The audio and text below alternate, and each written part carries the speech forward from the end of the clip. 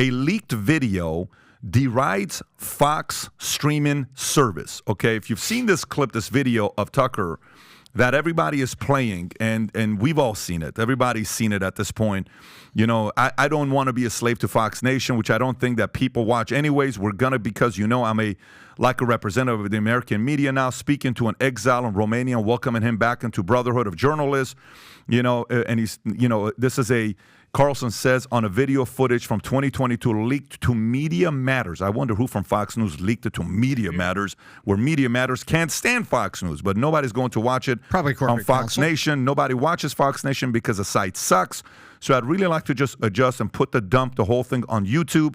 Carlson was apparently speaking to Representative for Internet Personality Andrew Tate, who was recently detained in Romania on charges of human trafficking. Anyways, there's a lot of different things that's going on with Tucker. Newsmax is at the front. Rumble is saying they may do something with it. There's talks about Rumble could be doing some kind of stuff with Tucker. Jed, you've been in this world. Mm-hmm. You speak very, very highly of Tucker. The other day we were having dinner. You were telling me he was one of the smartest guys you ever worked with. You told us this when we're having dinner. What can you say about what's going on?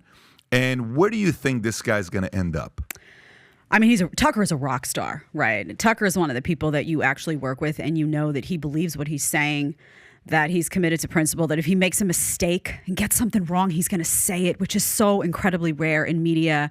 Tucker is going to be a rock star no matter what he does. I think he's going to go off and do something on his own. He may start a company of his own. He will get his voice and his content and his message out to people. So I think people could rest assured that he's not going away anytime soon. I think his video that now I think has almost 80 million reach, I think expressed that.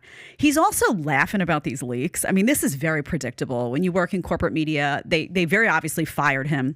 They very obviously silenced him over at Fox. He was very clearly having editorial conflict with senior leadership and just wasn't going to sit down and shut up. I actually watched that leak video and I liked him more because it was just him being him. They think they've got stuff on this guy, and what they don't realize is that what people really love about him is that he wasn't playing the game and that he was on the inside fighting this censorship and fighting this, you can say this, but you can't say that, and fighting this, you can do these topics, because what happens is there are untouchable topics in corporate media. So you do have some freedom to move left and right, but you're still in a straitjacket. You can't touch this, you can't touch this. And if you do, and if you go against the powers that be, you either lose your job or you have to leave or you have to negotiate and exit. That's what happened here. I don't believe for a second that this is about some little internal text messages or nonsense like that. They were looking for a reason to get rid of this guy because this guy wasn't playing ball the way they wanted him to play ball. So I think it's really interesting. You're going to see more of these leaks. You ask, who's responsible for the leaks. The senior leadership there knows this is happening. They're probably authorizing it in many ways. They love it. They think they're going to have the power to wreck this guy, and they don't. They also, if you've seen the ratings are destroyed over there. Yeah. They're destroyed because people, and it's not just about Tucker. Yes, Tucker was a rock star. You can't just replace Tucker with somebody. But also people are so tired of being lied to. They're so tired of being lied to, and they know that when they watch these networks, these people, these individuals, these talking heads are called talking heads for a reason. I was there. I know the restrictions that were placed on me. Again, you have a little bit of flexibility, but not a lot. They know that they're not getting the real truth. They know they're not getting the real story. They know that people are kowtowing to advertisers and, pharma and corporate, lackeys at the top. And they don't want to watch that anymore. When they can watch stuff like this, we're just sitting here having a conversation. They can go on Twitter. They can go on Substack. They can get real citizen journalists and get to the truth of the matter. So I think Tucker has a career no matter what. I think he's a rock star no matter what. I think he's completely irreplaceable in that slot, by the way. You think he's multidimensional? Meaning he can do podcasts, show. When I started. And the reason why I'm asking this question is because, when you talk about Rogan, I can't ever see Rogan being put in a box and saying, here's 6 writers for you. They wrote what to say and go do this. I think Joe would be miserable doing that. Yeah. I think, to me, Tucker is a multifaceted talent that wherever you put him, he's going to be able to do it. Tucker is a media-savvy star. And I remember coming into this business, I wrote for him over at the Daily Caller for a little while. Every time I worked with him, we worked on Red Eye together. We would sit. He's spontaneous. He's full of personality. Tucker has that thing that I talked about before, by the way, that Ron DeSantis doesn't have. When I'm talking about that thing, the it factor, he has it. And I always spoke highly of him when I first, and I know there are some people at Fox, by the way, in very high level positions who were highly responsible for Tucker's rise that probably are rolling over now like they don't know what to do because they know his power and they know his talent and they know his capability, but they're fighting the internal machine. They really have no power at the end of the day. But he is that guy. I think you can stick him in a cable news setting, you can sit him in a network TV setting, you can sit him in a speech, you can sit him on a stage, you can sit him in a conversation like this. Yeah. He can just roll. This is his thing because you know why? He's just him. He's not afraid to just be him, to be silly, to say, I don't know, I think I screwed up, to get on stage and say something that say, I'm not an expert at that. People are dying for that. Yep. So I think he goes, I think this only grows. Whatever he plans to do, he will be making more money and reaching more people post-Fox than he did while he was there.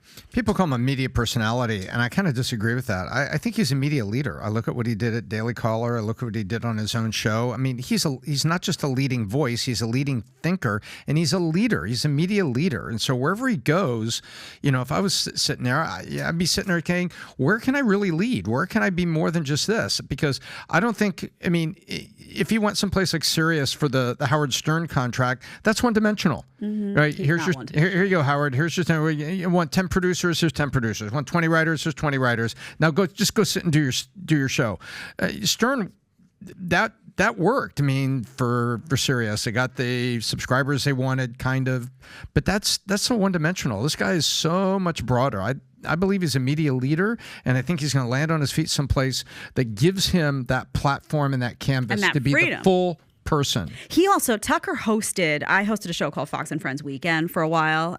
Tucker hosted that show before I got there. He was the guy on the show. He was fantastic. He gave that show life. He was the reason I wanted to take the job because I was very hesitant to take that job for many reasons. But I was like, oh man, look what he did with it, And you get there and you realize that you've been watching that show with Tucker on it. And then you're part of that show without Tucker, and it was missing Tucker. He's the kind of guy that comes into a room and you really just feel like, wow, this is whatever we do here is going to be great because he's part of it. So, and this isn't about whether you agree with him on everything. This is about a guy who was telling you the truth, who was uncomfortable sitting behind the veil of corporate media manipulation and censorship. And that's a beautiful thing, I would say a couple things when you look at the viewership they showed. So Megyn Kelly showed this on her message, I'm sure on her video, how his episode last Thursday was Tucker's finale was 2.65 million at the 8 p.m. Eastern Standard Time. Monday was 2.59. He wasn't on. Tuesday 1.7. By Wednesday, half the audience left. Okay, literally half the audience left. Wow. By Wednesday. Okay, and it's got to be very hard for the person that replaces Tucker. Okay, and obviously look at who tweeted that with the data. Brian Stelter. Brian Stelter, honestly, his show never did the 0.33 or whatever the site is. Yeah, that's let true. Alone, so Brian is went from, and now he's talking about the fact that Don Lemon and Tucker are texting each other, and imagine what could happen if they have a show together, the two. And obviously, Megyn made a very good point. Megyn's like, I don't think Tucker would ever reach out to Don Lemon. Don Lemon is the one that's probably reached out to him because they shared a lawyer. Whether whoever reached out to who or not, it's irrelevant. Tucker's number one, period. So it's not like, Tucker needs Lemon's advice. Lemon needs Tucker's advice, and it's good for Lemon and, to talk with Tucker on what to do. I remember the first time we started this, when Mario says, hey, let's start creating content, we bought a teleprompter. Do you know how many times I used the teleprompter? For 30 seconds. That was it. They put the teleprompter there, and within 30 seconds, I'm like, I take this thing out of here. We lost money on the teleprompter. We bought the nice, fancy, not the iPad teleprompter. Yeah, we bought the full-blown teleprompter thinking it's going to be. I'm like, I can't. So we put it back in the box, tried to return it, but it was already broken. Nobody. It was already broken. Nobody could. There's only a few people that can do what Tucker does. And matter of fact, at his level, he's number one. Let's put him up there. Do you think? Because here's the conversation. When Bill O'Reilly left, no one's going to replace Bill O'Reilly. Everybody said this. Oh, it's going to be done. Game over. Megyn Kelly. Oh, nobody. It's done. It's over. Tucker Carlson. Oh, well, it's done. It's over. What is different, Jed, about Tucker than when it happened with Megyn than when it happened with O'Reilly?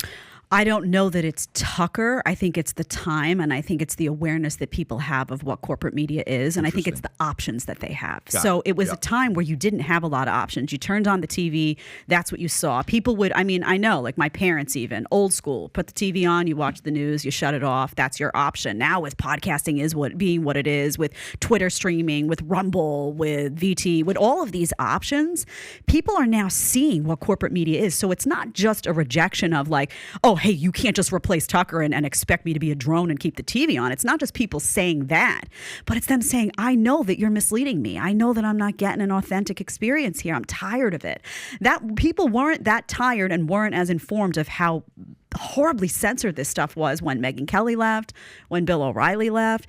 So, you know, I think it's just a different time. I think they're playing with fire. I think corporate media doesn't really understand that these people that are now on Twitter, that are on social, that are in Substack, they just know what you're doing. They don't need you anymore. They don't need you. And they count on, by the way, the Fox Newses of the world, the ABC. And by the way, you know, this is not just about Fox News. The ABC censored that RFK video. I don't know if you saw it. They put a big disclaimer. Give me a break. If you were so confident, debate the guy. No, you don't have the facts. So you got to censor him. It happens all the time. That's like The View screaming at me, oh, misinformation. Really? You didn't have the facts, honey, or you would have let me say my piece and you would have said yours. So I think there's just a deep awareness now. There's a rejection of this. And Fox is counting on people just leaving their TV on, like, oh, they'll get over this. Yeah. I don't think so. I think your time is coming to an end where You think it's coming to an end? I really think Fox is changing drastically. I think when they did that segment about, you know, the trans stuff as it related to kids, and it was like a celebration day, I think people were like on Fox News. I think there's been a lot of censorship. I think there's been firings that people have noticed. Wait a minute, these are free-thinking people that no longer have a home. I think their brand is changing. I think someone may make a purchase of that brand at some point. Fox is not the Fox of 10 years ago. And I think even the older audience, I mean, my parents even, you know, it's funny. I left Fox. People laugh about this, but I left Fox. And even occasionally they would still put the TV on. What were they watching though? Tucker. Because it was like the last bastion of a guy who wouldn't play ball the way they wanted him to play. You know what's crazy is right now there's talks that Maria Bartiromo is next and Judge Pirro's next. That those conversations are being thrown around left and right, and everybody is, you know, sitting there wondering if there's going to be a decision like this being made. Here's my thing. Here's the question. I had a conversation with somebody this weekend, and I may be making a very strange announcement sometime today. Weird announcement, bold announcement on behalf of Valuetainment. So stay tuned. I'm on. We're all like, weird what and is it? bold. Weird and I'm bold. talking to Megyn Kelly today at 1 o'clock. I may announce it on Megyn Kelly today at 1 o'clock when I talk to her. But here's the thing. Here's the one thing I think about. We were having dinner. If it's me, you, Tom, Vinny, and this guy, what's his name? This good-looking guy. He's the second best-looking guy in the building. What's this guy's name? Adam is his name. Vinny took over looks, right? And wait a minute, I thought you were talking about Jeremy. Jeremy's a good-looking guy too. No, the bearded muscle guy. He's the muscular bodybuilder hunk, which we got to. Have you ever put his picture up? Do people know what he used to? No. You got to do that on one of your episodes. I will. Maybe on the next episode, show what Jeremy looked like. Okay, so anyway. He's the whisperer. We're having dinner, and I asked you a question. I said, do you know, I'm talking to this guy. I said, do you know who Stephon Marbury is? Most people don't know who Stephon Marbury is. But Stephon Marbury at one point was top 3 best guards in the NBA. The guy was ridiculous. If you type in Stephon Marbury and go to his stats, just go to his stats. If you go a little lower, you'll see what his stats are. Stephon Marbury was playing in the NBA right there. Click on that. And if you go a little lower to show his stats, zoom in a little bit right there. Zoom in a little bit to show what his numbers were. Okay, if you look at the right side, points per game. Career. Look at that. Points per game, 23.4, 22.2, 23.9, 20, 22, 20, 20. This guy was an incredible player in the league, but something happened. He started having an attitude. And all of a sudden, one of the teams said, you know what? We're going to pay you, but we're going to bench you. And we're going to take away the best years of your playing years away from you. And then I posed a question to you guys. And I said, do you think Fox is sitting there saying, our agreement, we will continue to fulfill our obligation of what we have to pay you, the remaining whatever time is left on a contract, a year, 2 years, but you can't go anywhere. And you can go somewhere 2 years from now, but we're going to continue paying you. And then everybody had a different opinion to say, well, this, that, all this other stuff. Because typically somebody can come and buy that contract out from another team. The team that Marbury was playing for, they're like, no, we're not even selling a contract. This guy didn't play his best for us, and we're paying him money. They're paying him $16, $18 million a year. You're not even going to get any playing time.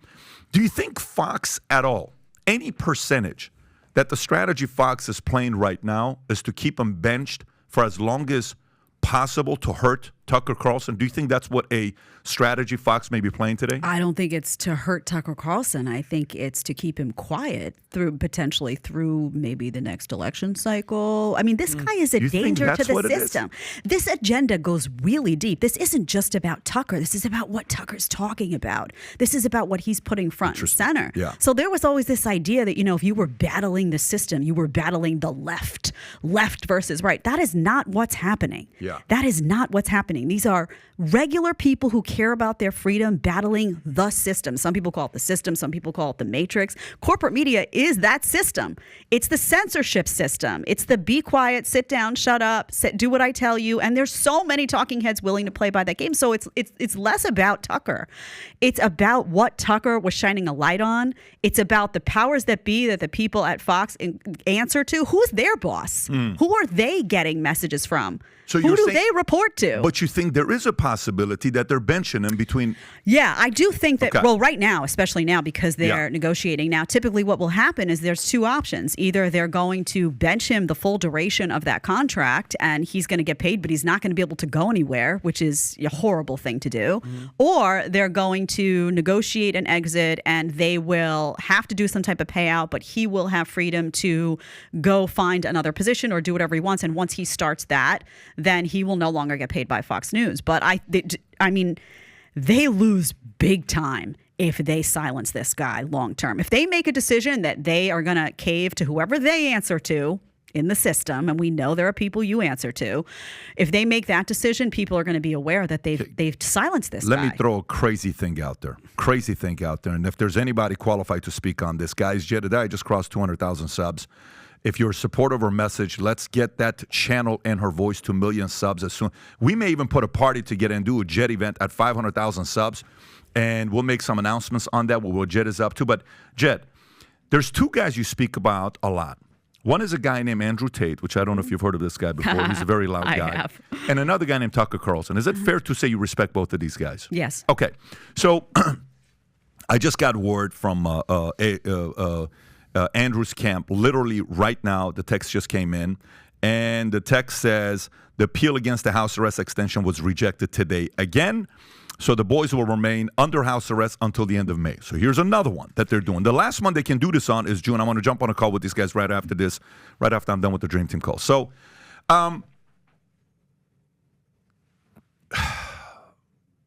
okay. I'm having a conversation with their camp. And the concern is every month Romania extends this delay more and more and more and more and more. The red pill community that, talks about what they talk about, the cream of the crop at the top of the red pill community is one guy right now. It's Andrew Tate, okay? When he's out there, everybody's doing what they're doing. And, you're able to drive that. And I think Tucker kind of plays to that at the cream of the crop of his space today, where Tucker's at and where Tate is at, right? How crazy of a idea would it be that those two names would be the two names that we don't want to do a lot of talking right now, for them to stay quiet? Are you going in a direction where the same way Romania's kind of maybe, if there isn't anything, because every month is allegedly, there's nothing really, anything, no charges at all. Do you think there is really the crazy strategy that the people that are the leaders of the Matrix are trying to silence a Tucker and a Andrew? Do you think there's a possibility of that?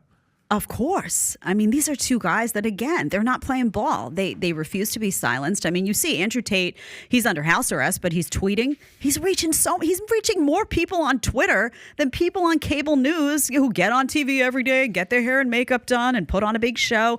So they're still powerful. And if you don't think that folks in the system, the powers that be, are looking and saying, we try to take this guy out. He's not even able to go do interviews yet or anything for, probably legal reasons. And look at his reach.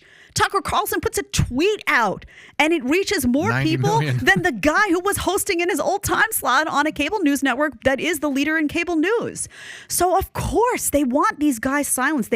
And what's deeply threatening about the Andrew Tates and the Tucker Carlsons is that when you take something away from them, putting Andrew Tate in jail, look what you took away from him. A lot. He was away from his family, sitting in a jail cell. I mean, this is not easy for people to go through. You look what you take away from Tucker Carlson, an amazing platform. You take something away from them and they turn around and they say, I'm not being quiet. Andrew Tate come out just as controversial, saying what needs to be said in the same way as before. Tucker Carlson puts a video out after being fired and silenced, talking about silencing. They're not messing around. You cannot shut these guys up. That is the golden ticket. So they will continue to be influential. And do I think the system is targeting both of them? 100%. Do I think the system's going to win? Nope. No way. So if you like this clip and you want to watch another one, click right here. And if you want to watch the entire podcast, click right here.